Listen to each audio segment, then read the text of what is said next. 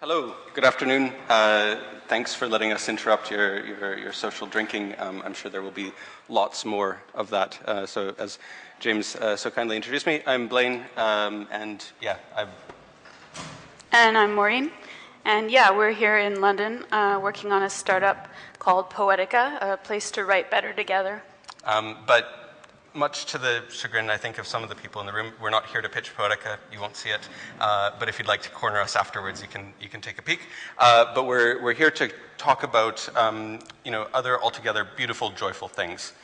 Like rivers and pubs, websites and shoes, craft and code, people and good beer. So who here has drunk at the Wenlock Arms? Okay. Get there. So not that many. Who's been drunk at the Wenlock Arms? About equal numbers, actually. So we love that pub. And if you haven't been or you don't know the pub, just fill in the name of your favorite local, and we'll carry on. It happens to be a real ales pub. Some of us may have first visited the Wenlock because of that speciality. It's certainly a good reason to go there. But it's not the reason we've stayed. After all, there are better stocks of fine beers elsewhere at more artisanally focused pubs. And conferences. But no, we keep going back to the Wenlock because it feels like our place. It's, it's the music, there's live music on Friday nights, and it's lovely. The musicians are lovely. And the people there, it just feels comfortable, and the conversations between rounds and sets and, the fine ales don't hurt. It's altogether inspiring. I know from conferences like this and from the enthusiasm of the British for pubs in general that this is not lost on you. But coming from Canada, where we basically have no pubs, they're a special thing. The community that a pub fosters in an urban space is so important because you often don't have those sorts of spaces. And it's not surprising that there's such an institution here. London's been figuring this stuff out for longer than anyone else. And it's remarkable how inspiring your local can be after a long week, and what does inspiration amount to? It's an invitation to someone to think passionately in new ways. To inspire is to cause someone to imagine and feel hopeful and part of something, and pubs do that very well. So the imagination of our users is our company's most valuable asset. We treasure it. It's what really creates the inspiring web space that we are working hard to build. But imagination can only be sparked by inspiration suited to particular minds, those of the specific users you're after. That's why our users' imagination must actually provide the basis for what we build. User-generated, community-designed, inspiring space. We're just hosts of all that. The site and technology we build are only the shell. Just as a pub is in fact only 4 walls, a roof, and some beer. Of course, it's not just that at all. It's the life of the lives of the people. And so at Poetica, we focus on building spaces, not walls. Now, our earliest blueprints conceived of just walls. They were all wrong. Inspiring to us, but they didn't fit our users. Inspiring yourself is an okay way to start, as we worked through a lot of experimental thought, placing drafts of writing in the context a lot like GitHub. After all, look at the awesome advantages and social ethics encoded into Git. But in focusing on Git, we started by getting the premise of literary editing itself wrong. We luckily realized this early enough. Editing isn't changing things and then issuing pull requests. Editing doesn't need Git's kind of technologies, per se. It needs Git's kind of conversations, humane, trust-based, and joyful. That's where the inspiration of GitHub really lies. So we moved on and we kept on blueprinting and trying new things. And from deeper experiences talking to people who edited things and worked on, were writers, we grew to realize that editing is about trust. It's, as we've described it, it's the creatively engaged trust that constitutes imagination. So when an author receives feedback on a piece of writing, something that they've poured their soul into, something that they care very deeply about, it's too easy for that feedback to feel like an attack. So, someone says, you should change this, and you're like, but I love that, I can't change that. And so productive conversations depend on the author being able to trust that the editor is helping to make the work better. So editing is about inspired real human relationships. That's what results in an improved text. That's what results in good writing. The answer doesn't lie in technical finesse or the sort of grammar check. That matters a lot to us as well, but we've come to realize that our role is to allow space for conversation, to assist by removing blocks such as distance, time, and inconvenience from the imaginative processes that will fill our site with life. So we're trying to create this organic space, and we just need to get out of the way as much as possible.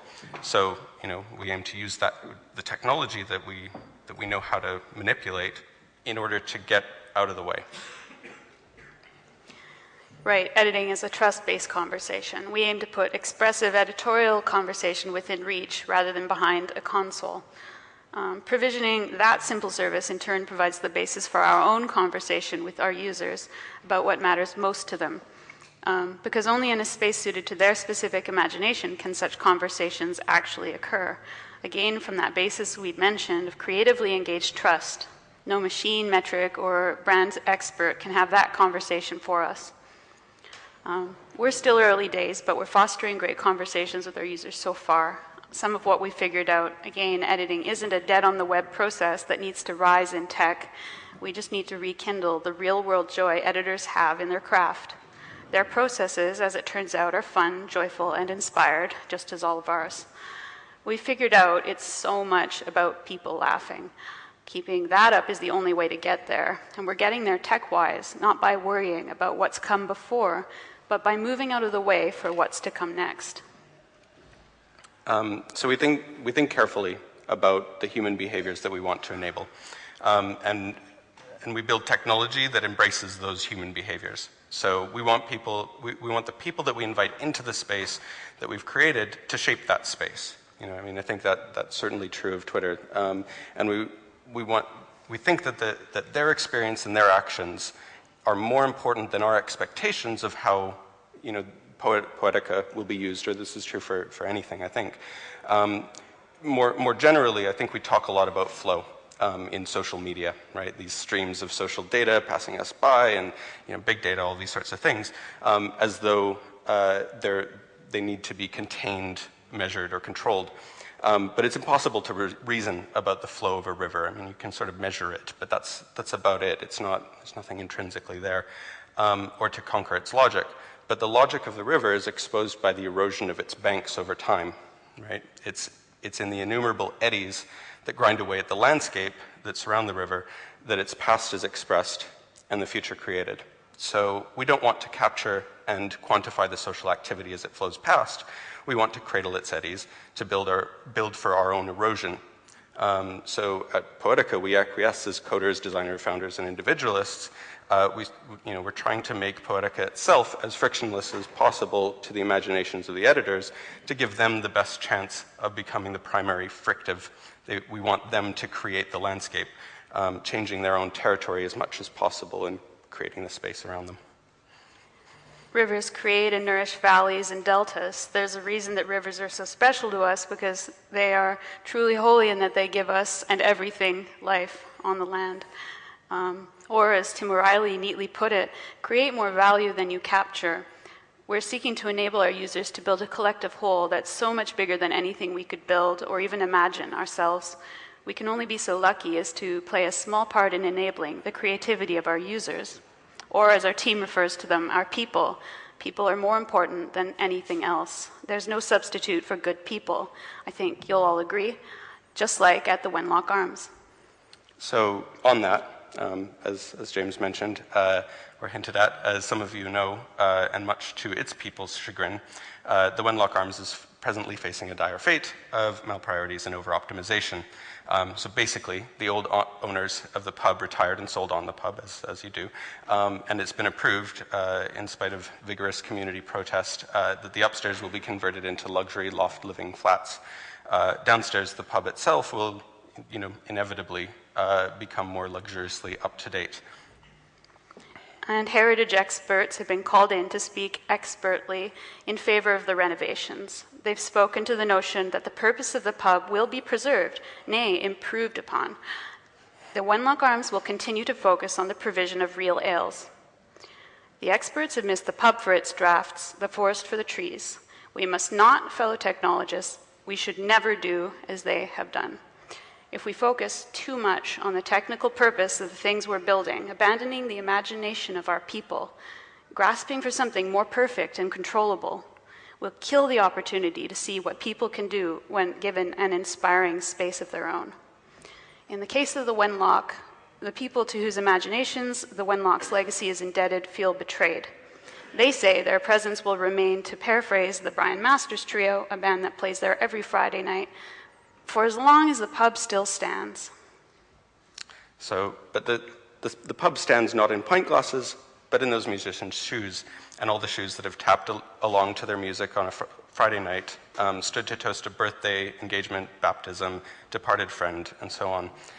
They are the Wenlock, full stop. They go, and so goes the inspiration. They leave us with a lesson. No matter how finely provisioned your spaces are, they are a vacuum without the imaginations that fill them.